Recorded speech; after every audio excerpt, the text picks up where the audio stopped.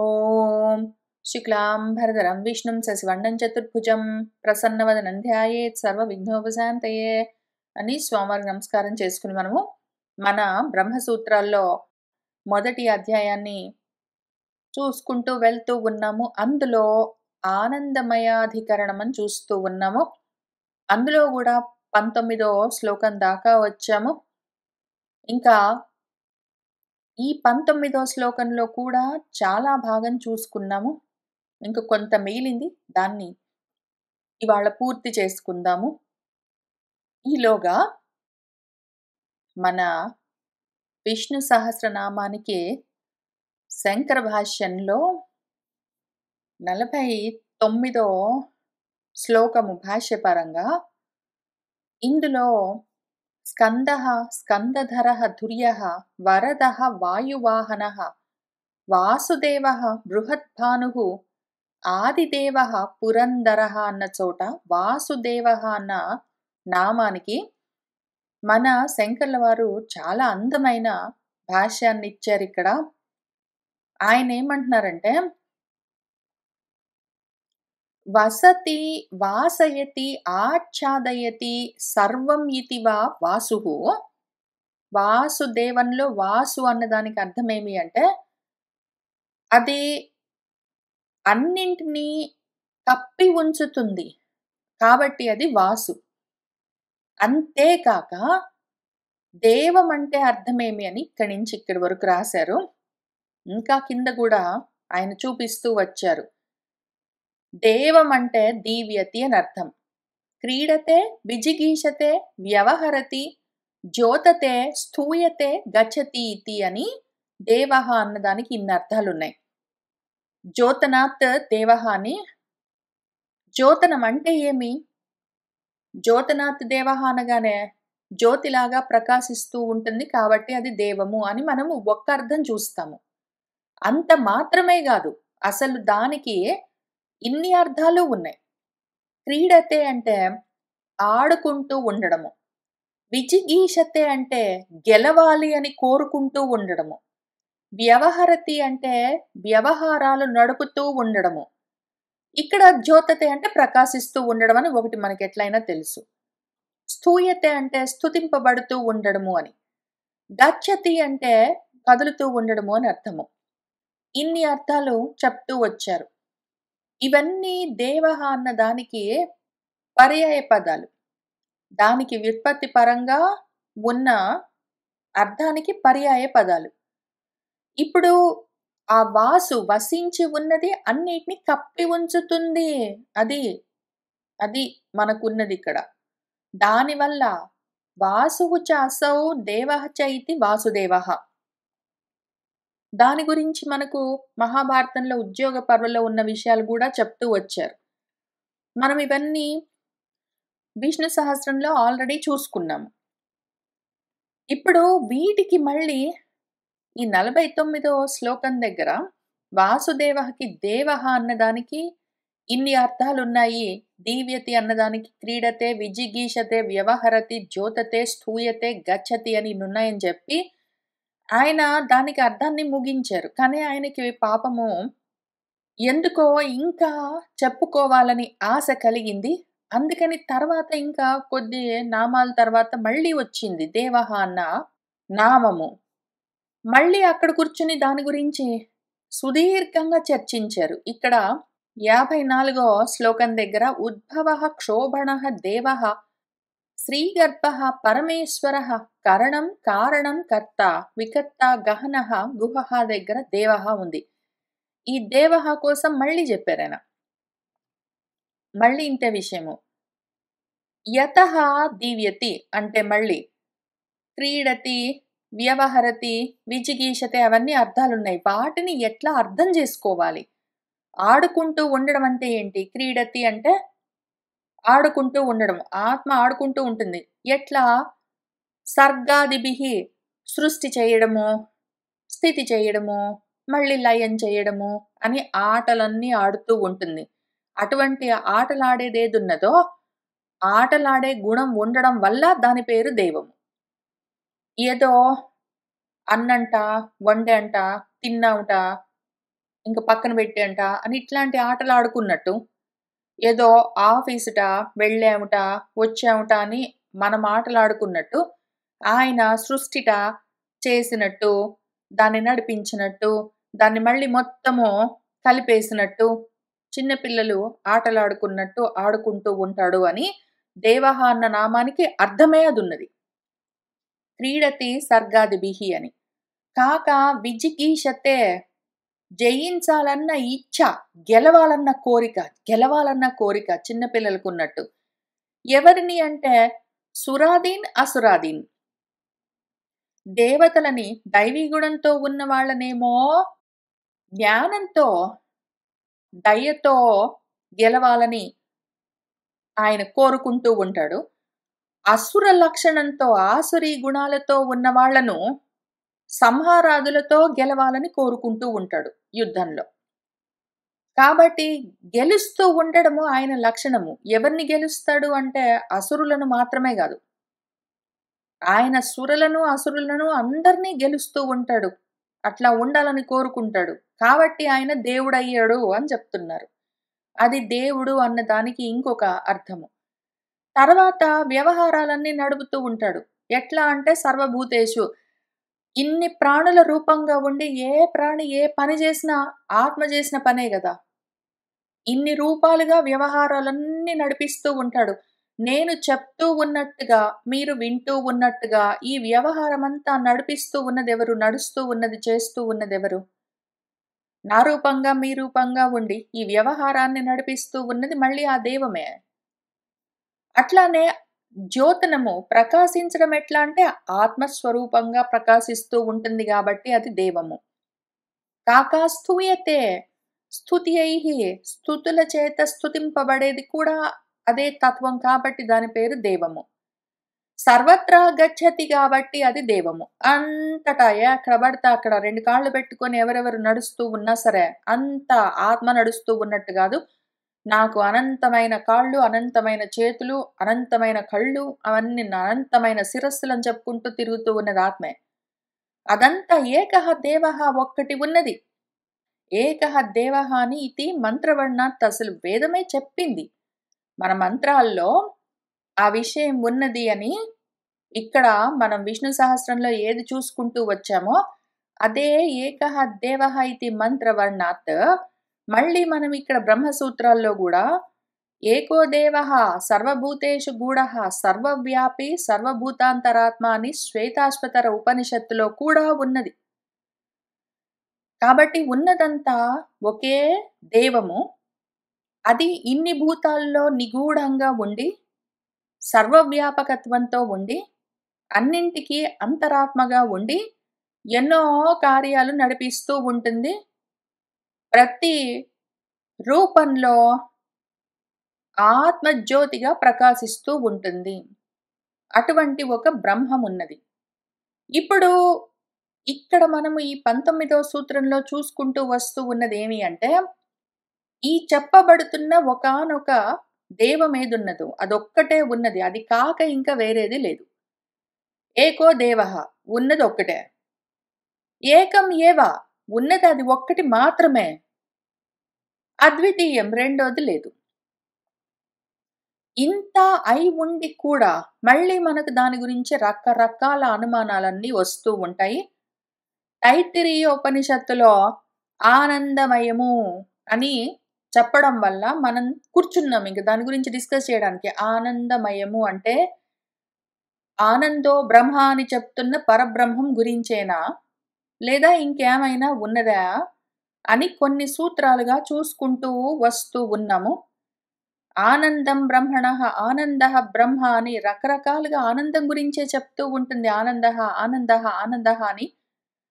ఆ ఆనందము పొందినవాడు ఆనందమే అవుతాడు అని చెప్తూ ఉన్నది. అదే ఆనందమా? ఈ ఆనందమయము. విజ్ఞానమానందం బ్రహ్మ అని ప్రతి చోట చెప్పింది ఆ ఆనందః అని చెప్పింది అదేనా? అని చూసుకుంటూ వస్తూ ఉన్నాము.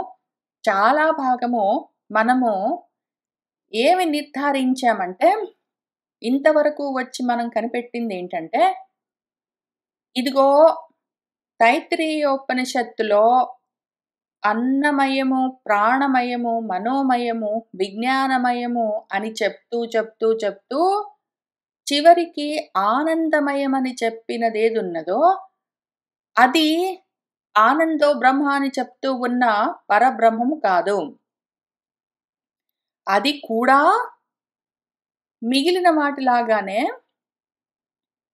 ఆ పంచకోశాల్లో ఒక్కటి. అయితే దానికున్న సౌలభ్యం ఏంటంటే అది బ్రహ్మకు అత్యంత సమీపంగా ఉంటుంది. ఎవరైతే ఆనందమయం దాకా వెళ్ళగలరో, అన్నమయ కోశాన్ని, ప్రాణమయ కోశాన్ని, మనోమయ, విజ్ఞానమయ కోశాలను కూడా దాటుకుంటూ వెళ్ళి ఆనందమయ కోశం దాకా వెళ్ళి అక్కడ ఎవరైతే ఉండగలరో, అప్పుడప్పుడు మనం అట్లా చేస్తూ ఉంటాము. అవకాశం ఉంటే ప్రతిరోజు. దీర్ఘ నిద్రావస్థలో మనము మన ఆనందమయ కోశంలోనే ఉంటాము. అది ఆత్మకి అత్యంత సమీపంగా ఉండడం చేత మనం మేల్కొన్న తర్వాత ఎంత ఆనందంగా ఉన్నదో, చాలా ఆనందంగా ఉంది, మంచి నిద్ర పట్టిందని చెప్పుకుంటాము. అయితే ఏం జరిగిందంటే అక్కడి దాకా వెళ్ళిన తర్వాత మనము జ్ఞానంతో దాన్ని అనుభవించట్లేదు కాబట్టి మళ్ళీ మేల్కొన్న తర్వాత మనకి ఆనందంగా ఉన్నదని తెలుస్తుంది గానీ, ఏమి జరిగిందని తెలియట్లేదు. తెలియవలసిన అవసరం గూడా లేదు. ఆనందమై ఉన్న సమయంలో మనము అన్ని కోశాలు వెళ్ళి ఆనందంలోనే లయమై ఉన్న సమయంలో మనం ఆనందాన్ని అనుభవిస్తాం అంతవరకే. మెలుకున్న తర్వాత ఆనందంగా ఉన్నది అని తెలుస్తుంది అంతవరకే. కాబట్టి ఆనందమయ కోశము ఆనందము కాదు. ఆనందమయ కోశమన్న ప్రకరణంలో ఆ మంత్రవర్ణంలో చెప్పిన ఏ బ్రహ్మమున్నదో, బ్రహ్మపుచ్చం ప్రతిష్ఠ అని చెప్తూ ఉన్న చోట ఏ బ్రహ్మమున్నదో అది పరబ్రహ్మము. ఇది ఆ పైన ఉన్న ఆనందమయానికి, దానిపైన ఉన్న విజ్ఞానమయ, మనోమయ, ప్రాణమయ, అన్నమయ కోశాలన్నింటికీ కూడా ప్రతిష్ఠ ఆధారమై ఉన్నది. కాబట్టి మనకిప్పుడు తెలిసిందేమి అంటే, మన బ్రహ్మము పంచకోశాల్లో లేదు, పంచకోశాలకు ఆధారమై ఉన్నది అని అంత దూరం వచ్చాం మనము. అక్కడ పోయిన వారము ఆపాము. మళ్ళీ ఒక ప్రశ్న ఉదయించింది మన పూర్వపక్షులకు. మరి సహ అకామయత అని చెప్తూ ఉన్న చోట సహ అని పుంలింగాన్ని వాడుతూ ఉన్నదే, పరబ్రహ్మం గురించి చెప్తూ ఉన్న సమయంలో పుల్లింగంలో చెప్పడం కుదరదు కదా అని వాళ్ళు ఆక్షేపిస్తే దానికి జవాబు ఇంక చూసుకుంటూ వెళ్దాము. నా అయం దోషః, అందులో తప్పేమీ లేదు. అసలు ఎక్కడ దాకా వెళ్ళి వాక్కులన్నీ ఆగిపోయి ఇంకంతకన్నా ముందుకు వెళ్ళలేక వెనక్కి తిరిగి వస్తాయో ఆ స్థితిని దాటిన తర్వాత ఉండేది తెలుసుకోబడేది పరబ్రహ్మము. వాక్కులు కొంతవరకే చెప్పగలవు. వాక్కులు ఇదమిద్దంగా ఇట్లా ఉంటుంది ఆత్మ అని చెప్పడానికి దానికి కూడా మాటలు చాలకనే కదా వెనక్కొచ్చేస్తుంది. కాబట్టి వాక్కులకి ఈ లిమిటేషన్ ఉంటుంది. హీ, షీ, ఇట్, ఆయన, ఆమె, అది, సహ, సా, ఇదం అని రకరకాలుగా మనం చెప్పుకోవలసి వస్తుంది.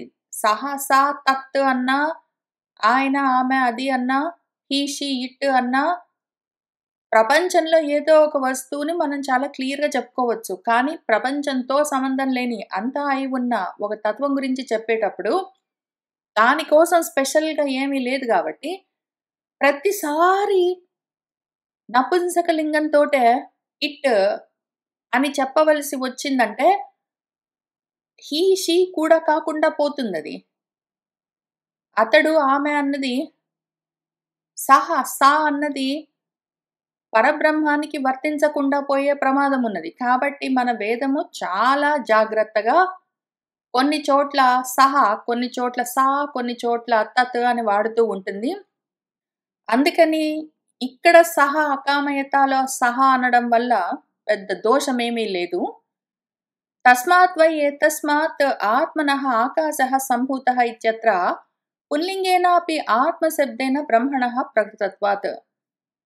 అందుకని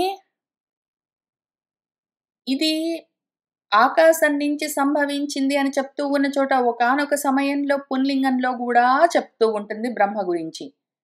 యా అంటూ మళ్ళీ ఒక్కొక్కసారి సా అని స్త్రీలింగంలో గూడా చెప్తుంది. భార్గవి వారుణి విద్య అని చెప్తూ అందులో ఆనందో బ్రహ్మ ఇతి వ్యజానాత్ అన్నప్పుడు అక్కడ ఆ భార్గవి విద్య, వారుణి విద్య పరంగా చెప్తున్న ఉపదేశంలో స్త్రీలింగంలో కూడా చెప్పింది. ఇతి తస్యాం మయట్ అశ్రవణాత్ ప్రియశిరస్త్వాది అశ్రవణాత్ చ యుక్తం ఆనందస్య బ్రహ్మత్వం. ఇంకా ఇవన్నీ పక్కన పెట్టి ఇంకా మనం వేరే విషయం చూద్దాము. ఆనందమయం అని అన్ని చోట్ల అది చెప్పదు. ఆనందం అంటుంది, మయము అనదు. దానికి ప్రియము శిరస్సు అని అవయవాలన్నీ చెప్పదు. కాబట్టి ఆనందము బ్రహ్మ. తస్మాత్ అణుమాత్రమపి విశేషమనాశ్రిత్య న స్వతః ఏవ ప్రియశిరస్త్వాది బ్రహ్మణః ఉపపద్యతే.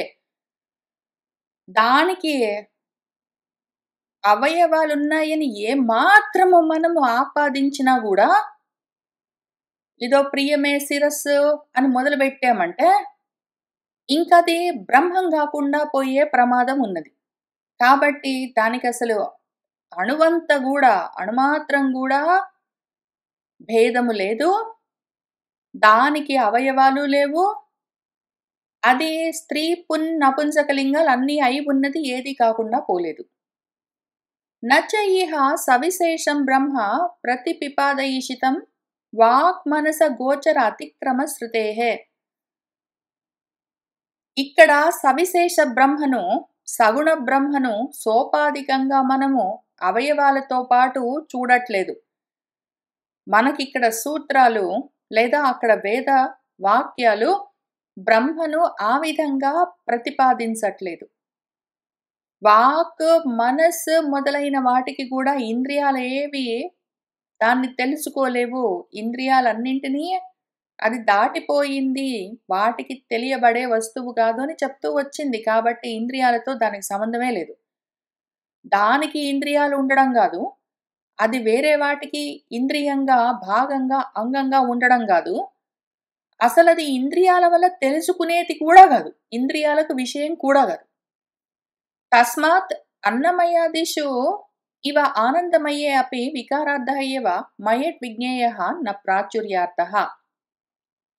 కాబట్టి ఏం చేద్దామంటే మనము అన్నమయము, ప్రాణమయము, మనోమయం, విజ్ఞానమయం లాగానే, అన్నమయాదుల్లాగానే ఆనందమయాన్ని కూడా మయం అంటే మయట్ అంటే ఈ మయంలో ఆ మయట్టును వికారార్థంగానే తీసుకుందాము.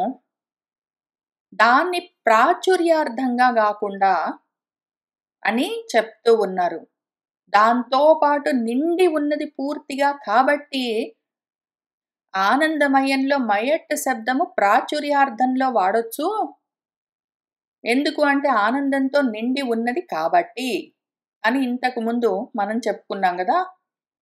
అది ఇప్పుడు మారుద్దాము. వికారార్థంలోనే ఆనందమయాన్ని, మయట్ శబ్దాన్ని ప్రాచుర్యంలో కాకుండా వికారంగానే వాడదాము. దాంతో ఏమవుతుందంటే ఆనందమయమన్న కోశానికి ఇప్పుడు అవయవాలు ఉండొచ్చు, అది దాని వికారం అనుకుందాము. మంచిది, మార్పులతో ఉన్నది, ఆ రకంగా దాన్ని అక్కడికి ముగిద్దాము అని చెప్తూ ఉన్నారు. అంతా బాగానే ఉంది గాని దీనివల్ల మనకు కొన్ని కష్టాలున్నాయి. ఇంతకు ముందు సూత్రాల్లో మరి ఇవన్నీ మనం చాలా జాగ్రత్తగా చూసుకుంటూ సూత్రాలను బట్టి అర్థాలను చెప్పుకుంటూ వచ్చాము. మనము సూత్రాలకు చెప్పుకుంటూ వస్తూ ఉన్న అర్థాలు అసలు వేదవాక్యాలకి కొంచెం వేరుగా ఉండవలసి వచ్చింది అక్కడక్కడ. కాబట్టి వాటిని కూడా మనం రికన్సైల్ చేద్దాము. సూత్రాణి తు ఏవం వ్యాఖ్యేయాని బ్రహ్మపుచ్చం ప్రతిష్ఠా ఇత్యత్ర కిం ఆనందమయ అవయవత్వేన బ్రహ్మ వివక్షతే ఉత స్వప్రధానత్వేన ఇతి పుచ్చ శబ్దాత్ అవయవత్వేన ఇతి ప్రాప్తః ఉచ్యతే. సూత్రాల్లో ఒక్కొక్కసారి మనము చేసిన వ్యాఖ్యానాలు ఎట్లా ఉన్నాయి అంటే బ్రహ్మపుచ్చం ప్రతిష్ఠ మొదలైన ప్రదేశాల్లో ఆనందమయము అవయవాలతో ఉన్నది. ఆ విధంగా బ్రహ్మను చెప్పవలసొచ్చినప్పుడు స్వప్రధానంగానే తెలుసుకోవలసి ఉన్నది. ఇప్పుడు మనము బ్రహ్మను అవయవాలతో చూసుకుందామా కిం? లేదా స్వప్రధానంగా దాంతో సంబంధం లేకుండా చూసుకుందామా మరి? అని ప్రశ్న వస్తే పుచ్చ శబ్ద అవయవత్వేనా? మరి దానికి చెప్పుకోవలసిన విధంగా చెప్పుకుని దాన్ని సమర్థించుకోవలసి ఉంటుంది. ఎట్లా అంటే ఆనందమయ అభ్యాసాత్ అని ఒక సూత్రం ఉన్నది.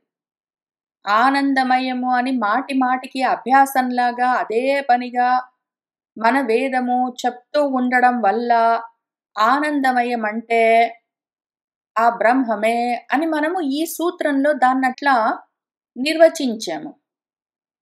ఇప్పుడు ఇంత దూరం వచ్చేసరికి ఆనందమయము పంచకోశాల్లో ఒకటైపోయింది. ఆనందమయ కోశంతో సహా మిగిలిన కోశాలన్నింటికి బ్రహ్మ ఉచ్చము ప్రతిష్ఠ ఆధారం అయ్యింది. కాబట్టి మనం ఇంతకు ముందు చెప్పుకున్న వ్యాఖ్యానము ఇంకిక్కడ పనిచేయదు. ఆనందమయమే ఆనందము అయిండొచ్చు. ఎందుకంటే అని మనం చాలా చెప్పుకుంటూ వేదవాక్యాలు చూపించుకుంటూ వచ్చింది ఇక్కడ పనిచేయదు. ఎందుకు అంటే ఆనందమయము బ్రహ్మ గాదు. ఆనందమయానికి కూడా బ్రహ్మమే ప్రతిష్ఠ అని చూసుకున్నాము. అందుకని. మరట్లాంటి కాంప్లికేషన్ వచ్చినప్పుడు ఈ ఆనందమయ అభ్యాసాత్ అని చెప్తున్న సూత్రాన్ని ఎట్లా అర్థం చేసుకోవాలి? సూత్రము చెడిపోరాదు. వేదవాక్యము నిలబడి ఉండాలి. రెండూ జరగాలి. ఆ విధంగా దాన్ని సమర్థించి చెప్పగలిగి ఉండాలి. అందుకని ప్రయత్నం చేద్దాం మళ్ళీ ఇంకొకసారి అని మన గురువుగారు కూర్చున్నారు. ఆయన ఏం చెప్తున్నారంటే ఆనందమయ ఆత్మ ఇత్యత్ర బ్రహ్మపుచ్చం ప్రతిష్ఠ ఇది స్వప్రధానం ఏవ బ్రహ్మ ఉపదిశ్యతే అభ్యాసాత్. ఆనందమయము ఆత్మ అని చెప్తూ ఉన్న ప్రదేశంలో మన తైత్తిరీయోపనిషత్తులో బ్రహ్మపుచ్చం ప్రతిష్ఠ అని చెప్పినప్పుడు ఈ బ్రహ్మము ఆనందమయానికి పుచ్చంగా అంటే ఒక భాగంగా అంగంగా కాదు. బ్రహ్మము దానంతటా అది స్వప్రధానంగా ఉన్నది. వేరే దానికి అంగంగా కాదు అని అట్లానే ఉపదేశం చేస్తున్నది ఈ సూత్రం కూడా. ఇక్కడ మరి అభ్యాసాత్ అని ఉన్నదే. మరి అభ్యాసంలాగా ఆనందమయం ఆనందమయం అంటుంది అని ఈ సూత్రం చెప్తున్నట్టుగా ఉన్నది అంటే ఇదిగో నువ్వు ఇంకా జాగ్రత్తగా చూడు. అసన్నేవ సహ భవతి అని కూడా బెదిరించింది మనకు ఉపనిషత్తు. నువ్వు తప్పుగా అర్థం చేసుకున్నావంటే అసత్ అయిపోతావో అని చెప్పింది. ఎవడైతే బ్రహ్మను సరిగ్గా అర్థం చేసుకోడో వాడు అసత్ అయిపోతాడో. అసత్తుగా అర్థం చేసుకున్నవాడు అసత్ అవుతాడని చెప్పింది. కాబట్టి దాన్ని సరిగ్గా అర్థం చేసుకోవాలి మనము. ఇత్యస్మిన్ నిగమనా శ్లోకే బ్రహ్మణః ఏవ కేవలస్య అభ్యస్యమానత్వాత్. ఇక్కడ బ్రహ్మం గురించే చెప్తున్నది. ఆనందమయం అన్నా కూడా ఆనందమయము మొదలైన ప్రకరణాల్లో చెప్పబడుతూ ఉన్నది ఏ తత్వం ఉన్నదో అది ఆనందము, అది బ్రహ్మము, అది స్వప్రధానము, అది దేనికి భాగం అవన్నీ కాదు. వేదం చెప్తూ ఉన్నది ఆ ఆనందం గురించి, ఆనందమయ కోశం గురించి కాదు. ఆనందమయ కోశం అని ఒక్కటే ఒకసారి ఆనందమయ ఆత్మ అని ఒకే ఒకసారి చెప్పింది మొత్తం ఉపనిషత్తులో. ఆ మొత్తం ప్రకరణంలో ఆనందమయ ఆత్మ అని ఒక్కసారి చెప్పింది. కానీ అసలు ఎక్కడ పడితే అక్కడ అన్ని ఉపనిషత్తుల్లో ఆనందం అన్నదాన్ని అభ్యాసంలాగా అది వల్లెవేస్తూ ఉంటుంది. కాబట్టి ఇక్కడ చెప్తున్నదేమి ఆనందమయమన్న ప్రకరణంలో చెప్పబడుతూ ఉన్న ఏ బ్రహ్మమున్నదో అది ఆనందము, అది అభ్యాసంలాగా అంతటా చెప్పబడుతూ ఉంటుంది అని మనము దానికి అర్థం చెప్పుకోవలసి ఉంటుంది.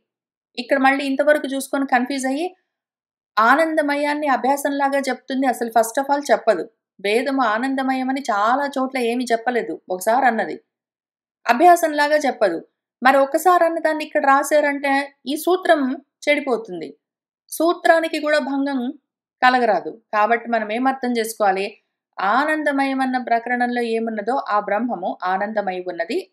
ఆ ఆనందం గురించి వేదము అభ్యాసంలాగా చెప్తూ ఉంటుంది అని అర్థం చేసుకోవాలి. ఇంకొక సూత్రం ఉన్నది. వికార శబ్దాత్ న ఇతి చేత్ న ప్రాచుర్యాత్ అని ఉన్నది. వికార శబ్దం ఉన్నది కదండి మరి. ఆనందమయము అన్నప్పుడు మయము వికార శబ్దం కదా. అంటే నా కాదు, ప్రాచుర్యం అని దాన్ని అర్థం తీసుకోవాలి. ఆనందమయం అన్నప్పుడు మయట్ శబ్దానికి ప్రాచుర్యార్థాన్ని గ్రహించవలసి ఉంటుంది అని మనం అక్కడ ఈ సూత్రానికి భాష్యము, అర్థము చూసుకుంటున్నప్పుడు ఆ విధంగా అర్థం చెప్పుకుంటూ వచ్చాము. పాపం మన గురువుగారు కూడా భాష్యంలో అట్లానే చెప్పుకుంటూ వచ్చారు. కానీ ఇప్పుడు ఇంత దూరం వచ్చేసిన తర్వాత చాలా దూరం వచ్చేసాం మనము. అర్థం చేసుకుంటూ నెమ్మదిగా మెట్లెక్కుతూ ఇంత దూరం దాటుకుంటూ వచ్చేసిన తర్వాత మనం కనిపెట్టిందేంటి? వికారార్థంలోనే తీసుకోవాలి మయట్టును, ప్రాచుర్యార్థంలో నా అని మనం కనిపెట్టాము. మరి ఇప్పుడు వెనక్కెళ్ళి చూసుకోవాల్సి వస్తుంది. ఇక్కడేమన్నది? వికార శబ్దం గదా! అంటే కాదు, ప్రాచుర్యం అని అర్థం తీసుకోవాలి అని అక్కడున్నది. ప్రాచుర్యం అని తీసుకోవద్దు అని మనం కనిపెట్టాము ఇంత దాకా వచ్చిన తర్వాత. మళ్ళీ అక్కడ కాంప్లికేషన్ ఉన్నది గాబట్టి, దాన్ని కూడా రిజాల్వ్ చేసుకుందాము. దాన్నెట్లా రిజాల్వ్ చేసుకోవాల్సి వస్తుందంటే అని చెప్తూ ఉన్నారు గురువుగారు. వికార శబ్దేన అవయవ శబ్దః అభిప్రేతః. వికారము అన్న శబ్దంతో మనకేం అభిప్రాయం కలుగుతుంది? అవయవాలున్నట్టున్నాయి అని తెలుస్తుంది. పుచ్చమితి అవయవ శబ్దాత్ న స్వప్రధానత్వం బ్రహ్మణేతి యత్ ఉక్తం తస్య పరిహారః వక్తవ్యః. పుచ్చం బ్రహ్మ పుచ్చం ప్రతిష్ఠ అన్నప్పుడు అవయవాలు ఉన్నట్టుగా అనిపిస్తుంది. స్వప్రధానత్వం లేనట్టు ఇంక దేనికో వేరే దానికి అంగమో భాగమో అయినట్టు అనిపిస్తూ ఉంటుంది.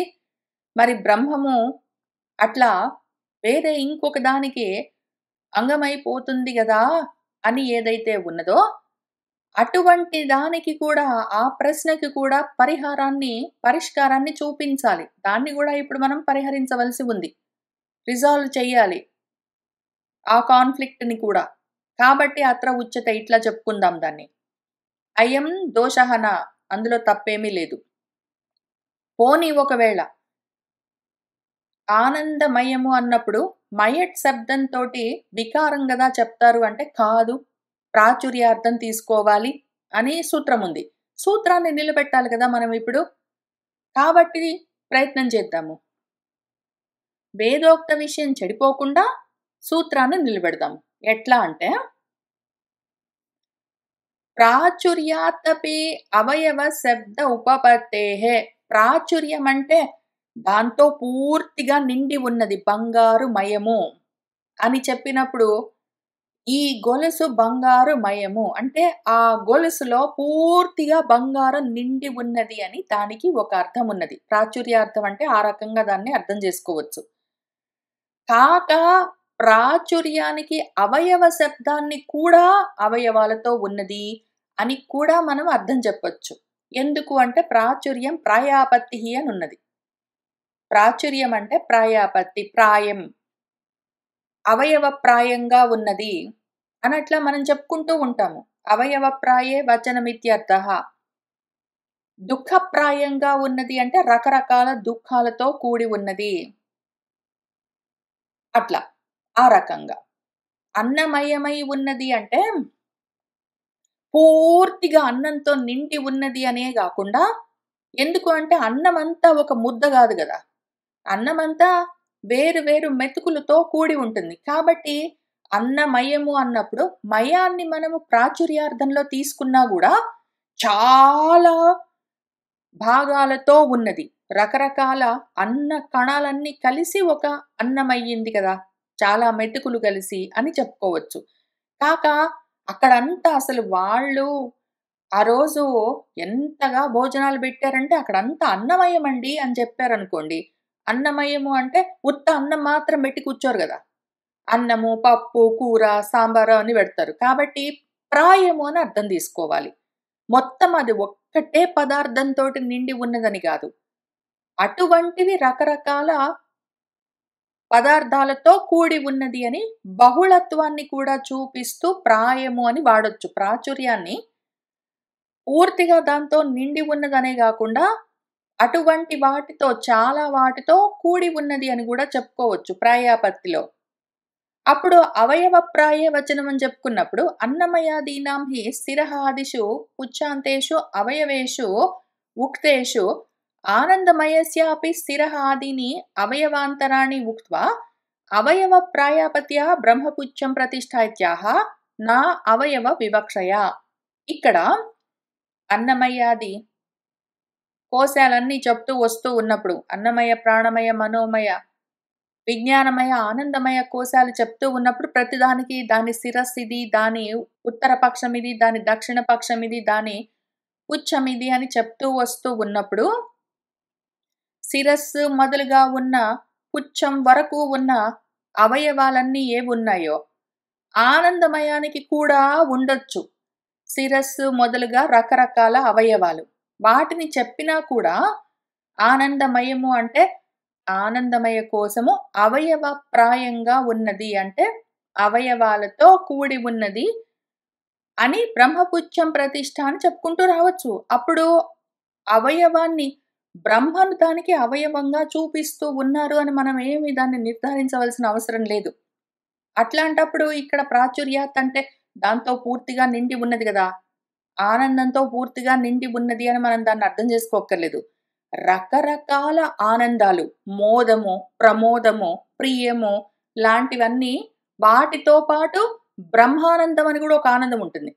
ఆనందమయ కోశానికి ప్రియము శిరస్సు, మోదము ఉత్తర పక్షము, ప్రమోదము దక్షిణ పక్షము, బ్రహ్మ పుచ్చము అంటే ప్రియము తల, మోదము ఉత్తరం సైడు, ప్రమోదం దక్షిణం సైడు, బ్రహ్మానందం అన్నది దాని పుచ్చము అని కూడా చూసుకోవచ్చు. అయితే ఏమిప్పుడు ఆ రకంగా చెప్పినప్పుడు దాని ద్వారా ప్రాచుర్యం అంటే ప్రాయము అన్న అభిప్రాయంలో వికారం కాకుండా ప్రాయం అని చెప్పుకోవచ్చు.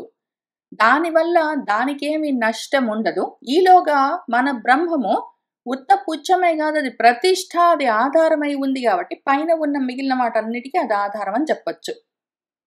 యత్ కారణం అభ్యాసాతిథి స్వప్రధానం బ్రహ్మణః సమర్థితం. ఈ కారణంగా అదే పనిగా అభ్యాసంలాగా చెప్తూ ఉంటుంది మన వేదం కాబట్టి బ్రహ్మకు దాని స్వప్రధానత్వానికి, స్వప్రాధాన్యతకి ఏమీ లోటు లేదు అని మనము సమర్థించవచ్చు. తర్వాత ఇంకొక సూత్రం కూడా ఉన్నది. తత్హేతు వ్యపదేశాత్ చ అని ఉన్నది. ఇదే కారణమై ఉన్నది అని ఉన్నది. అప్పుడు మనం ఏం చెప్పుకున్నాము? ఆనందమయ కోసమే ఆనందానికి కారణము అని చెప్పుకున్నాము. దాని కారణం ఇది అని మన వేదము ఉపదేశిస్తూ ఉంటుంది అని ఆ సూత్రానికి అర్థం. మనమేమో ఇప్పుడు ఆనందమయ కోసము ఆనందం కాదు, ఆనందం బ్రహ్మ అన్నదేదున్నదో అది ఆనందమయ కోసంతో సహా అన్నిటికీ ఆధారమని నిర్ణయించుకుంటూ దాన్ని నిర్ధారిస్తూ వచ్చాము పైన. కాబట్టి ఇప్పుడు దీన్ని ఎట్లా రిజాల్వ్ చేద్దాము అంటే సర్వస్య హి వికారజాతస్య సా ఆనందమయస్య కారణత్వేన బ్రహ్మ వ్యపదిశ్యతే. సర్వ వికారజాతమైన పైన ఉన్న వాటన్నిటితో పాటు ఆనందమయానికి కూడా బ్రహ్మమే కారణమని చెప్పు. ఇప్పుడేమి ఎందుకు భయపడుతున్నావు? ఆనందమయంతో సహా పైన ఉన్న అన్నిటికీ ప్రతిష్టగా ఉన్న బ్రహ్మమే ఆధారము కాబట్టి అదే కారణము. అదే కదా చెప్తున్నది ఇక్కడ సూత్రమైనా అదే చెప్తూ ఉన్నది. అన్నిటికీ ఇదే కారణము అని ఉపదేశిస్తున్నది వేదము అని ఇక్కడ సూత్రం చెప్తున్న విషయము అదే, అక్కడ నిజంగా కూడా వేదం చెప్తున్న విషయము అదే. కాబట్టి అసలు ఏ కాంప్లికేషన్ లేకుండా చాలా సింపుల్గా స్ట్రైట్ ఫార్వర్డ్గా ఉన్న విషయం ఇది. ఇదం సర్వమసృజత యదిదం కించ అని తైత్రీయోపనిషత్తులోనే అంతా ఇదే సృష్టించింది, అసలు ఏమేమి ఉన్నదో ఉన్నదంతా ఇదే సృష్టించిందని అక్కడ ఆల్రెడీ ఉండగా కారణత్వానికి ఏమి హాని కలుగుతుంది మనకి? నచ కారణం సద్బ్రహ్మ స్వవికారస్య ఆనందమయస్య ముఖ్యయా వృత్యా అవయవః ఉపపద్యతే. ఆ సత్ అన్నది ఆ బ్రహ్మమేమున్నదో అది వికారాలతో ఉన్న ఆనందమయము ఇక్కడి నుంచే వచ్చింది. ప్రతి దానికి ఈ బ్రహ్మమే కారణమైతే ఇక్కడి నుంచే వచ్చింది ఆనందమయం కూడా. దాని యొక్క వికారమైన ఆనందమయానికి కారణమైన ఈ బ్రహ్మ ముఖ్య వృత్తితో ఉండడానికి మనకు ఏ రకమైన అడ్డు లేదు. కాబట్టి ఈ రకంగా ఒక్కొక్కసారి సూత్రాలను చదువుకుంటూ, అర్థం చేసుకుంటూ వెళ్ళిన తర్వాత, మళ్ళీ అవసరమైతే వెనక్కి వెళ్లి సూత్రాలను ఇంకొకసారి మనము క్లారిఫై చేయవలసి ఉంటుంది. ఎంత అవసరమైతే అంతవరకు చేసుకుంటూ వెళ్ళాలి. ఇది ఎవరికో చెప్పి ఎవరినో మెప్పించడం కోసం కాదు. మనము వేదవాక్యాలను, ఉపనిషత్తులను, ముఖ్యంగా వేదాంతాన్ని ఉన్నదాన్ని ఉన్నట్టు యథార్థంగా అర్థం చేసుకోవడం కోసం, మన కోసం మనం చేసుకుంటూ ఉన్న ప్రయత్నము. కాబట్టి అపరాణి అపి సూత్రాణి యథాసంభవం ఉచ్చవ్యాఖ్య నిర్దిష్టస్యేవ బ్రహ్మణః ఉపపాదకాని ద్రష్టవ్యాని. అపరాణి సూత్రాన్ని ఇంక తర్వాత సూత్రాల్లో కూడా ఇంతే విషయము. యథాసంభవం ఎప్పుడెప్పుడు ఇట్లాంటి కన్ఫ్యూజన్ కలుగుతూ ఉంటుందో, ఎప్పుడెప్పుడు క్వశ్చన్స్ వస్తాయో, ఎప్పుడెప్పుడు కాంప్లికేషన్స్ వస్తాయో, కాన్ఫ్లిక్ట్స్ కలుగుతాయో అప్పుడప్పుడు ఉచ్చవాక్య నిర్దిష్టస్యైవ, ఉచ్చం అంటే ఏంటి అని ఎట్లా మనం జాగ్రత్తగా ఆలోచించుకున్నామో అట్లానే బ్రహ్మను మనము రకరకాల ఉదాహరణలతో ప్రతిపాదిస్తూ చూపిస్తూ రావలసి ఉంటుంది అని మన భాష్యము చెప్తూ ఉన్నది. దీనితో 19వ సూత్రము, దీంతో పాటే ఆనందమయ అధికరణము కూడా పూర్తయ్యాయి. మనము ఒక అధికరణం పూర్తయిందంటే దాని గురించి విహంగ వీక్షణం చేసుకుంటాము, దాన్ని మళ్ళీ ఒకసారి విచారిస్తాము. కాబట్టి ఆ రకమైన రివ్యూ కూడా చేసుకుంటూ వెళ్దాము. ఆనందమయము అని ఒక ప్రకరణం ఉన్నది.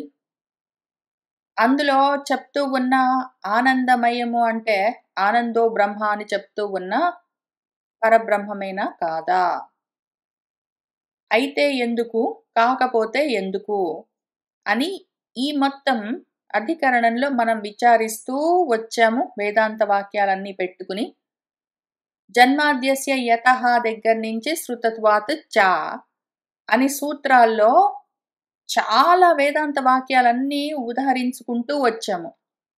వాటితో బ్రహ్మ సర్వజ్ఞుడు, సర్వశక్తిమంతుడు, ఈశ్వరుడు, జగత్తుకి సృష్టి స్థితి లయలకు కారణము అని న్యాయంగా, సోదాహరణంగా ప్రతిపాదిస్తూ వచ్చాము. ఆ రకంగా ఉండగా వాటితో పాటే గతి సామాన్యమని మాటి మాటికి మన వేదము ఇదే విషయం చెప్తూ ఉంటుంది అన్న సూత్రంతో కూడా వేదాంత వాక్యాలన్నిట్లో కారణము చైతన్యం అని వ్యాఖ్యానించుకుంటూ వచ్చాము. మొత్తం చేసేసిన తర్వాత ఇంకేముంది మనం చెప్పుకోవాల్సింది అని ఒక ప్రశ్న బయలుదేరింది. దానికి మనం ఏమి అనుకున్నామంటే, అంతా చెప్పింది కానీ వేదము మధ్య మధ్యలో బ్రహ్మను ఒక్కొక్క చోట సోపాధికంగా, ఒక్కొక్క చోట నిరుపాధికంగా చూపిస్తూ ఉంటుంది 2 రూపాలుగా. పోనీ అందులో కూడా సోపాధికంగా చూపించిన దాంట్లో ఉపాసనలతో పాటు రకరకాల ఉపాధులను, రకరకాల ఫలాలను చూపిస్తూ ఎన్నో భేదాలతో ఎన్నో రూపాలుగా చూపిస్తుంది. అసలు సోపాధికంగా, నిరుపాధికంగా 2 రకాలుగా చూపిస్తుంది అంటే ఆ 2 రకాల్లో ఒకటి సోపాధికము, అందులో మళ్ళీ అనంతమైన రూపాలుగా చూపిస్తుంటుంది. అది ఇన్ని రూపాలుగా ఉన్నదా బ్రహ్మము? వేదం చూపించే బ్రహ్మం ఒకటే అయి ఉండాలి కదా. దీన్ని మళ్ళీ మనం ఎట్లో ఒకట్లా అర్థం చేసుకోవాలి కదా జాగ్రత్తగా. అందుకని ఈ ఆనందమయ అధికరణం అని పెట్టుకొని కూర్చున్నాం మనము. ఆత్మజ్ఞానం ద్వారా మోక్షం ఎట్లా వస్తుంది అంటే, నిర్గుణ నిరాకార తత్వాన్ని తెలుసుకో, ఏకమేవ అద్వితీయం అని ఒకటి ఉన్నది అని చెప్తూ ఉంటుంది. మళ్ళీ అదే వేదము ఉపాధి విశేషాలతో ఏవేవో ఫలితాలను చూపిస్తూ ఆ లోకాలు వస్తాయి, ఈ లోకాలు వస్తాయి, ఇట్లా చేసావంటే ఇది, అట్లా చేసావంటే అది చెప్తుంటుంది.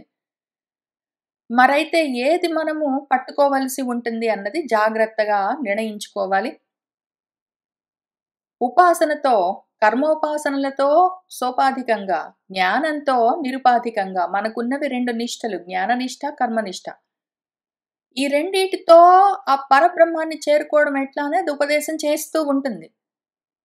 మనము మన అధికారాన్ని బట్టి దాన్ని ఆచరిస్తూ ఉండాలి. మన అధికారం ఏంటో మనకు తెలియాలి. వేదం చెప్తున్నది ఏంటో మనకు అర్థం గావాలి. ఆ తర్వాత జాగ్రత్తగా ఆచరిస్తూ దాన్ని సాధించాలి. అందుకనే ఆనందమయ అభ్యాసాత్ అన్న సూత్రం దగ్గర నుంచి మొదలుపెట్టుకుని మళ్ళీ చెప్పుకుంటూ ఉన్నాము. గతి సామాన్యం అన్న దగ్గర మీరన్నది నిజమే. గతి సామాన్యం దగ్గర మాటి మాటికే వేదాంత వాక్యాల్లో చైతన్యం కారణము, అచేతనమో ప్రధానమో కారణం కాదు అని మనం చాలా దూరం చూసుకున్నాము. అనుమానం ఏమీ లేదు. కానీ ఎందుకైనా మంచిది మళ్ళీ ఇంకొకసారి కారణం బ్రహ్మ అని చూసుకున్నాము. గతి సామాన్యం అంతకన్నా ముందు దాని వెనకాల ఉన్న వాటన్నిటితోటి వేదాంత వాక్యాల్లో చైతన్యం కారణమని చెప్తూ ఉంటే మనం చూసుకున్నాము. అయితే చైతన్యం మాత్రమే కారణము, ఇంకా ఏది కారణం కాదు అని కూడా మళ్ళీ దాన్ని మనం జాగ్రత్తగా తీర్మానించుకోవలసి ఉన్నది. ఈ కారణాలకి తర్వాత సూత్రాలున్నాయి. ముందు ఆనందమయమన్న ఆనందమయ అభ్యాసాత్ అన్న సూత్రం. తైత్రీయోపనిషత్తులో అన్నమయ, ప్రాణమయ, మనోమయ, విజ్ఞానమయం అన్న ఆత్మల గురించి చెప్తూ చివరికి ఆనందమయం అన్న శబ్దంతో చెప్పబడుతున్న ఆత్మ పరబ్రహ్మమా ఇంకేమైనానా అని ఒక క్వశ్చన్ వచ్చింది. సమాధానం ఏంటి? ఏమి అంటే ఏమి లేదు. అన్నమయం మొదలైన అముఖ్యాత్మలతో పాటే ఆనందమయం అన్న ఆత్మని కూడా పెడితే అది అముఖ్యాత్మ అవ్వాలి టెక్నికలీ.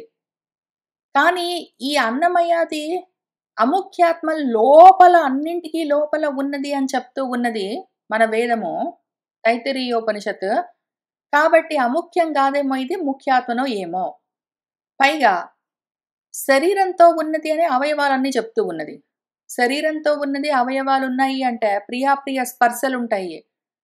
ముఖ్యాత్మకు మన పరాత్మకు ప్రియాప్రియాలు ఉండరాదు. పైగా ఇక్కడ ఆనందమయ అభ్యాసాత్ అని చెప్తున్నది ఆ సూత్రాన్ని బట్టి కూడా ఆనందమయం అంటే పరాత్మ అని మనం అనుకోవలసి ఉన్నది. ఇప్పుడు ఇంత కాంప్లికేషన్ ఉన్నది. ఇన్ని క్వశ్చన్స్ ఉన్నాయి. దీన్ని ఎట్లా రిజాల్వ్ చేసుకుందాము అని చూస్తున్నాము. అసలు ఈజీయే. దానికి అవయవాలున్నాయని చెప్తున్నది కాబట్టి అముఖ్యమైండొచ్చు. అముఖ్యమైన ఆత్మల మధ్యలో వాటితో పాటే చివరన ఉన్నది కాబట్టి అముఖ్యమైండొచ్చు అనుకుందామంటే, అసలు సూత్రము ఆనందమయం అభ్యాసాత్ అనడం వల్ల పరాత్మ అయి ఉండాలిది, ముఖ్యాత్మ అయి ఉండాలి, అముఖ్యాత్మ అవ్వడానికి వీల్లేదు. పోనీ అముఖ్యాత్మ గాదు, పరాత్మే అనుకోవచ్చు కదా అంటే, దానికేమో ప్రియము మొదలైన అవయవాలున్నాయి. ప్రియాప్రియాలున్నాయంటే, సాకారంగా ఉన్నది అంటే అది అముఖ్యమవుతుంది. పోనీ అట్లానే అనుకో నువ్వు దాన్ని అముఖ్యమైన ఆత్మ అనుకో పోనీ అంటే, అనుకోలేము అభ్యాసం అన్నది. మాటి మాటికి వేదము పరబ్రహ్మన్ గురించి చెప్తూ ఉన్నప్పుడు ఇదే పదం వాడుతూ ఉంటుంది అన్నది. అందుకని దాన్ని అన్నమయ్యాది ప్రవాహంలో పెట్టినా కూడా లోపల ఉన్నది కాబట్టి, ఇక్కడ సూత్రం చెప్తున్నది కాబట్టి, ముఖ్యాత్మ అవుతుందో ఏమో అని మనకు అనుమానము. ముఖ్యాత్మ అనాలంటేనేమో దానికి అవయవాలున్నాయి. అవయవాలు ఉంటే ఉన్నాయి. దానికవి స్వాభావికం గావు. నేచురల్‌గా లేవు. నిజంగా ఒక సంసారికి ఉన్నట్టు, ఒక జీవికి ఉన్నట్టు దానికి శరీరము లేదు, అవయవాలు లేవు అని కూడా చెప్పుకోవచ్చు.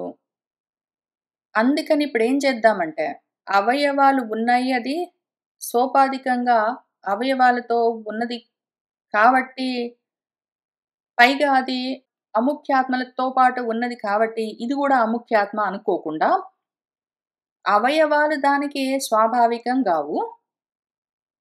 మిగిలిన అముఖ్యాత్మలన్నిటికీ లోపల ఉన్నది గాబట్టి, ఈ 2 కారణాలకి ఈ ఆనందమయం అన్నది పరాత్మ అయి ఉండొచ్చు. అన్నమయ, ప్రాణమయ, మనోమయ, విజ్ఞానమయాలు అముఖ్యాత్మలు. ఆనందమయము పరాత్మ అయి ఉండొచ్చు. ఎందుకంటే, మయము అన్నది మయట్ శబ్దంతోటి వికారము చూసుకుందామంటే వద్దు. ప్రాచుర్యార్థంలో తీసుకుందాము. ప్రాచుర్యార్థంలో తీసుకుంటే ఆనందమయము అంటే గూడా వికారాలతో ఉన్నది అని మనము అనుకోవలసిన పని లేదు. కాబట్టి ముఖ్యాత్మ అవ్వచ్చు. ఇంకొక విధంగా చూడడం ఏంటంటే తత్ హేతు వ్యపదేశాత్ చ. అన్నిటికి అదే కారణం అని చెప్తూ ఉండడం వల్ల, పైగా మనకు మన పర్సనల్ ఎక్స్‌పీరియన్స్ కూడా ఉంది.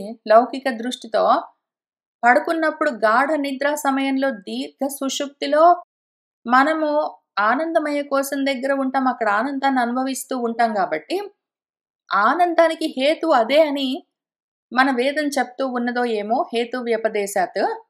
అందుకని ఆనందమయము ముఖ్య ఆత్మ అని తీసుకుందాము.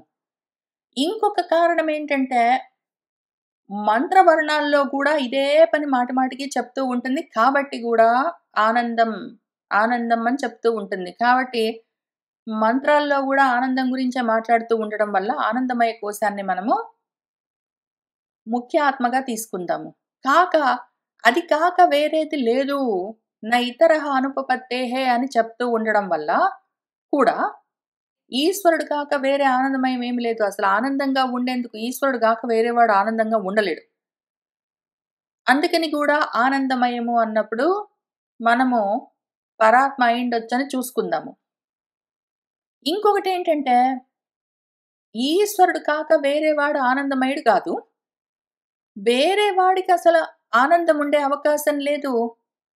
అసలు ఈ ఆనందాన్ని తెలుసుకున్నవాడు వాడే ఆనందం అయిపోతాడు అని, ఆ ఆనందం అయి ఉన్నవాడు ఆనందాన్ని తెలుసుకునేవాడు అని జీవేశ్వరులను వేరు చేసి చూపిస్తూ ఉన్నది కూడా కాబట్టి. ఇన్ని కారణాలకి ఆనందమయం అన్నప్పుడు అది పరాత్మ అయ్యుండొచ్చు అని మనము అంత దూరం వచ్చిన తర్వాత మళ్ళీ మనకొక క్వెషనొచ్చింది. అంతా బానే ఉంది గానీ, అసలు వేదము జీవేశ్వరులకు భేదం చెప్పదు గదా! జీవేశ్వర ఐక్యం చెప్తూ ఉన్నప్పుడు, మళ్ళీ వేరు చేసి చూపిస్తూ ఉన్నది భేదాన్ని ఉపదేశిస్తున్నదని ఎందుకు మనకు ఆ సూత్రమొచ్చింది అంటే, లౌకిక దృష్టితో ఇట్లా ఉన్నది అని అనుకునేవాడికి, వాడికి అర్థమయ్యేందుకు వీలుగా ఇట్లా చెప్పవలసి వస్తుంది అని దానికి అర్థం చెప్పుకుని ఏదో సమర్థించుకుందాము. ఇంకొక కారణం గూడా ఉన్నది ఆనందమయ కోశం అంటే పరాత్మ అని అనుకోవడానికి. ఏమి అంటే, కామాత్ అది అనుకున్నది సహా అకామయత బహుశ్యాం ప్రజాయేయ అని అదనుకున్నది, అదయింది అని చెప్పడం వల్ల ఈక్షతేహే నా శబ్దం అని ఇంతకు ముందు మనము ఈ సూత్రంలో చాలా సుదీర్ఘంగా ఎందుకు అచేతనమైన ప్రధానము జగదుత్పత్తి స్థితి లయాలకు కారణం కాదు అని చెప్పుకుంటూ వచ్చాము. సాంఖ్యులు కల్పించిన విషయం అది. అచేతనమైన ప్రధానమే జగదుత్పత్తి స్థితి లయలకు కారణమని. అయితే వేదం అట్లా చెప్పదు. ఎందుకు అని ఈ సూత్రం కింద మనం చాలా విచారించాము. అయినా గూడా మళ్ళీ గతి సామాన్యం కింద ఇంకొకసారి ఇంకా చూసుకుంటూ వచ్చాము. ఇప్పుడు మళ్ళీ దాని గురించి ఆలోచించుకుందాము. అదే కోరుకుంటూ ఉన్నది, అదే అవుతూ ఉన్నది గాబట్టి, చేసేదంతా అదే గాబట్టి, ఆనందమయం అన్నది బ్రహ్మమే అయి ఉండవలసి ఉంటుంది. ఎందుకు అంటే, దాన్ని తెలుసుకున్న వాడికి దానితో యోగం కలుగుతూ ఉంది అని శాసిస్తున్నది గదా మన శాస్త్రము. ఆనందం గురించిన జ్ఞానం కలిగిన వాడు, ఆ జ్ఞానం పొందిన జీవుడు, ఆ ఆత్మలో చేరిపోతాడు అని భేదం చూపిస్తూనే ఆ భేదాన్ని చెప్తూ ఉన్నది గదా! ఈ విషయం చూసినా గూడా మనకర్థమవుతున్నదేంటి అంటే, ప్రధానాన్నో, జీవాన్నో పట్టుకున్నామంటే మనము ఆనందమయం తెలుసుకోలేము. మనము పరాత్మను పట్టుకుంటేనే ఆనందం తెలుస్తుంది. కాబట్టి ఆనందమయం అంటే పరమాత్మ అని ఇక్కడ చూసుకుందాము. అని అంతవరకొచ్చాక మనకి ఇంకొక అనుమానమొచ్చింది. ఇప్పుడు అన్నమయము, ప్రాణమయము, మనోమయము, జ్ఞానమయము ఇవన్నీ మయము, మయము, మయము అన్నప్పుడు మయట్ శబ్దానికి వికారార్థాన్ని జూసుకుని, వెంటనే ఆనందమయము అన్నప్పుడు మయట్ శబ్దానికి వికారార్థం గాకుండా ప్రాచుర్యార్థం ఎందుకు చూడాలి? అర్ధజరతి న్యాయంలాగా. కొంత అటు, కొంత ఇటు. అయితే మొత్తం బ్రహ్మం అవ్వాలి. అన్నీ అన్నమయాది కోశాలన్నీ బ్రహ్మం అవ్వాలి. లేదా అన్నీ అబ్రహ్మం అవ్వాలి. కొంత అటు, కొంత ఇటు ఎట్లా అంటే, అవ్వచ్చు, పర్వాలేదు. పైపైన ఉన్నవన్నీ అన్నమయాదులన్నీ అబ్రహ్మాలు. అన్నింటికి లోపల ఉన్నది ఆనందమయము బ్రహ్మ కూడా అవ్వచ్చు. అట్లా ఉండరాదు అని చెప్పడానికి ఏమీ నియమం లేదు అని అనుకున్నాము. ఇప్పుడు మనకి ఇంకొక అనుమానం వచ్చింది. ఆనందమయానికి అవయవాలున్నాయని చెప్పుకుంటూ బ్రహ్మ పుచ్చం ప్రతిష్ఠ అన్నది గదా! ఆనందమయానికి బ్రహ్మ పుచ్చం భాగమైతే, అప్పుడు బ్రహ్మకు దాని స్వప్రధానత్వం ఎట్లా ఉంటుంది? అవయవము అదే అయ్యి, అవయవీ అదే అయ్యి, అదెట్లా ఉండగలుగుతుంది? అట్లా ఎట్లా పనిచేస్తుంది? అది అసమంజసంగా ఉంటుంది గదా! అంటే, అవును, నిజమే. ఇప్పుడు మనం ఇన్ని జూసుకున్నాం గాబట్టి, కూర్చొని క్లియర్‌గా ఒక విషయము ఆలోచించుకుందాము. బ్రహ్మం అన్నది అక్కడికి ఆపేసిందింకా. ఆ ప్రకరణంలో, ఆ మంత్రవర్ణంలో అది అన్నమయ్య కోశం దగ్గర నుంచి మొదలుపెట్టి ఆనందమయ కోశం దాకా వచ్చి, ఆనందమయ కోశానికి కూడా మళ్ళీ అది శిరస్సు, ప్రియము అని అవయవాలు చెప్తూ, చివరికి బ్రహ్మపుచ్చం ప్రతిష్ఠ అన్నది అక్కడికి ఆపేసిందింక. ఇంక దాని తర్వాత ఏమీ చెప్పలేదు. కాబట్టి బ్రహ్మ దేనికి ప్రతిష్ఠ, దేనికి ఆధారము అంటే ఆనందమయానికి మాత్రమే గాదు. మొత్తం అన్నిటికి పైన ఉన్న దాని పైన ఉన్న అన్నింటికి అది ఆధారమై ఉన్నది. ఈ విధంగా దాని స్వప్రధానత్వానికి ఏమీ హాని కలగదు. అటువంటి స్థితిలో అది ఆనందమయానికి అవయవం అవ్వవలసిన పని లేదు. అవును, బానే ఉంది. కానీ ప్రియాప్రియాలున్నాయని చెప్తూ ఉన్నది గదా మరి వేదము. అవి ఉపాధికున్న లక్షణాలు. సరే, ఇంతవరకు వచ్చాం గదా! ఇంక కూర్చుందాము. ఇంక ఆలోచించుకుందాము. మనకెంత వరకొచ్చిందే ఇప్పుడు ఈ విచారణ, మనం కనుక్కున్నదేమి, ఆనందమయాన్ని మనము పరబ్రహ్మంగా గాకుండా కోశంగా తీసుకున్నామనుకో. ఎందుకు అంటే ఆనందమయాన్ని మాటి మాటికి అభ్యాసాత్ అని చెప్పట్లేదు. అసలు మొదటి సూత్రము ఈ అధికరణంలో మనకేంటి, ఆనందమయ అభ్యాసాత్ అనుంది. అభ్యాసంలాగా ఆనందమయాన్ని చెప్పట్లేదు మనకు వేదము. ఆనందాన్ని చెప్తున్నది. ఆనందమయ కోశంతో సహా అన్నింటిని దాటుతూ, దాటుతూ, దాటుతూ వెళ్తే ఈ ఆనందం తెలుస్తుంది అని గూడా చెప్పింది పాపం. ఈ ఆనందం, ఈ బ్రహ్మ ఆ పైన ఉన్న ఆనందమయాది కోశాలన్నింటికి గూడా మొత్తానికి ఆధారమై ఉన్నది. వాటికి భాగంగానో లేదు, వాటిలో ఒక భాగంగా లేదు, వాటికి తెలిసే విధంగా కూడా లేదు.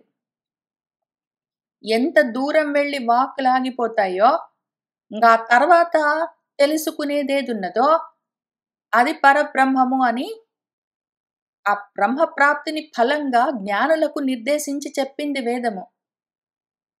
కాబట్టి ఆనందమయ కోశం వరకు వదిలిపెట్టి, ఆనందమయ కోశాన్ని ముగిస్తూ ఆ ప్రకరణంలో కింద బ్రహ్మం అనేది చెప్పిందో, ఆ బ్రహ్మము పరబ్రహ్మము. పైనవన్నీ అబ్రహ్మలు. దాని మీద ఆధారపడి ఉన్నాయి అని మనం అనుకున్నాక ఇంక చివరగా ఒక ప్రశ్న ఉంది. మరి బ్రహ్మం చెప్తూ ఉన్నప్పుడు పుల్లింగాన్ని వాడుతూ చెప్పిందెందుకు? అట్లా వాడరాదు గదా! గ్రామర్ పరంగా, వ్యాకరణ పరంగా బ్రహ్మము నపుంసకలింగంలో ఉంటుంది గదా! దాన్ని సహ అని పుంలింగంలో ఎందుకు చెప్పింది మరి? దాన్ని గూడా ఒకసారి చూసుకుందాం. ఆనందమయః అన్నప్పుడు సహ అని పుల్లింగంలో వాడుకోవచ్చు. ఆనందమయానికైతే పుంలింగం సరిపోతుంది గానీ, ఆనందానికి బ్రహ్మకు పుంలింగం సరిపోదు గదా మరి వ్యాకరణంలో. అంటే తప్పేం లేదు.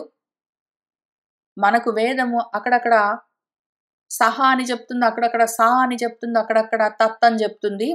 హి, షి, ఇట్ అని అన్నీ వాడుతుంది. అది, ఆమె, ఆయన అని అన్నీ చెప్తుంది. కాబట్టి ఇక్కడ ఈ రకంగా చెప్పింది పర్వాలేదు అని మనం చెప్పుకున్నాము. కానీ ఆ సూత్రాల్లో కొంచెం అటు ఇటుగా ఉన్నట్టుగా కనిపించే అవకాశం ఉంది గాబట్టి మళ్ళీ క్లారిఫై చేసుకోవాల్సొస్తుంది. మన సూత్రం చెప్తున్న విషయం ఏంటంటే, వేదాలు ఆనందమయాన్ని అభ్యాసంలాగా మాటి మాటికి అదే పనిగా చెప్తూ ఉన్నదని గాదు. ఆనందమయం అని ఒకసారి అన్నది. అయితే అక్కడ ఆ ప్రకరణంలో చెప్పబడ్డ బ్రహ్మమేదున్నదో దాన్ని అభ్యాసంలాగా అన్ని చోట్ల ఆనందం, ఆనందం, ఆనందం అని చెప్తూ ఉంటుంది. దాన్ని సరిగ్గా అర్థం జేసుకోవాలి. సరిగ్గా అర్థం జేసుకోకపోతే దాన్ని తప్పుగా అర్థం చేసుకున్నవాడు అసత్ అయిపోతాడని కూడా మళ్ళీ వేదమే చెప్పింది. కాబట్టి ఆనందమయ కోసం బ్రహ్మ కాదు. అక్కడ చెప్పబడుతున్న బ్రహ్మమేమున్నదో ఆనందము అన్ని చోట్ల అదే చెప్పబడ్డది. ఎన్నో చోట్ల చెప్పింది వేదము. ఆ ఆనందము అన్నిటికీ కారణము. అది మన బ్రహ్మము అని ఈ సూత్రానికి మనం అర్థం చెప్పుకోవాలి. అట్లానే వికార శబ్దంగా కాకుండా మయట్టుని ప్రాచుర్యార్థంలో తీసుకోమంటే, ప్రాచుర్యార్థంలో తీసుకున్నప్పుడు ఆనందమయం అంటే అదే ఆనందం అయిపోతుంది ఆకాస్త. పంచకోశాల్లో ఉన్న ఆనందమయమే ఆనందం బ్రహ్మ అయితుంది. మనకు కష్టమైతుందప్పుడు. అందుకని మనము దీనికి అర్థం ఏం చెప్పాలంటే, ఈ సూత్రంలో వికార శబ్దంగా కాదు, ప్రాచుర్యంగా దాన్ని తీసుకోమని సూత్రం చెప్పినందుకు, సూత్రాన్ని నిలబెడుతూ, వేదాన్ని అనుసరిస్తూ దానికి అర్థం ఏం చెప్పుకోవాలంటే, ప్రాచుర్యార్థం అంటే ప్రాయం అని తీసుకోవాలి. బహుళంగా ఉన్నది, చాలా ఉన్నది అని అర్థం చేసుకోవాలి. కాబట్టి ఆనందమయము అన్నప్పుడు రకరకాల ఆనందాలతో కూడి ఉంటుంది అని అర్థం. అసలు పరబ్రహ్మము రకరకాల ఆనందం కాదు, ఒక్క ఆనందం. అది ఏకః దేవః. దానికి రకరకాలు లేవు. అది ఒక్క ఆనందం ఉంటుంది. అయితే అక్కడి నుంచి వచ్చిన ఆనందమయమన్న వికారము ప్రాచుర్యంగా ఉండొచ్చు. రకరకాలుగా బహుళంగా ఎన్నో ఆనందాలు ఉండొచ్చు. దానిదేముంది, మనుష్యానందం దగ్గర నుంచి బ్రహ్మానందం దాకా అదే మళ్ళీ మన తైత్తిరీయోపనిషత్తే చెప్పింది అదే ప్రకరణంలో. ఈ విధంగా దాన్ని మనము నిర్ధారించుకోవచ్చు, అర్థం చెప్పుకుని రిజాల్వ్ చేసుకోవచ్చు. ఆ తర్వాత తత్హేతు వ్యపదేశాత్ చ అన్నది కదా, అదే అన్నిటికీ కారణం. అంటే ఆనందమయ కోశము ఆనందానికి కారణం కాదు, ఆనందమయ కోశంతో సహా వీటన్నిటికీ ఆధారమై బ్రహ్మపుచ్చం ప్రతిష్ఠ అన్న చోట ఉన్న ఏ బ్రహ్మం ఉన్నదో అది ఆధారం అన్నిటికీ. అది కారణము అన్నిటికీ ఆనందం కలగడానికి, అన్ని రకాల ఆనందానికి కారణం అది పాపం. ఆ పరబ్రహ్మము, పరాత్మ, ఆనందో బ్రహ్మ.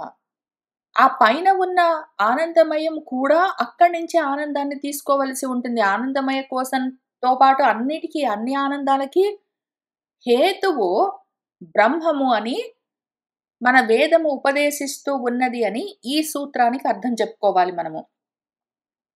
అట్లానే అన్ని సూత్రాలకి జాగ్రత్తగా ఎక్కడెక్కడ మన వేదము ఏమేమి చెప్తూ ఉన్నది అని చూసుకుని సూత్రాలను నిలబెడుతూ వేదాంత వాక్యాలని అనుసరిస్తూ అర్థం చూసుకుంటూ వెళ్ళవలసి ఉంటుంది. దాంతోటే మనకు పరమార్థం కలుగుతుంది. ఒకవేళ మనము అది పోగొట్టుకున్నామంటే, ఏదో ఒక అర్థం తెలుసుకున్నామంటే చాలా అనర్థం కలుగుతుంది అని చూసుకుంటూ వచ్చాము. దానితో మనకు ఈ ఆనందమయాధికరణం కూడా పూర్తవుతూ ఉన్నది. ఆ తర్వాత వచ్చే వారం కలిసి కూర్చుని మరో అధికరణాన్ని మొదలు పెట్టుకుందాము. ఇవాళకి ఇక్కడికి ఆపుదాము. సర్వం శ్రీకృష్ణ పరబ్రహ్మ పాదారవిందార్పణమస్తు.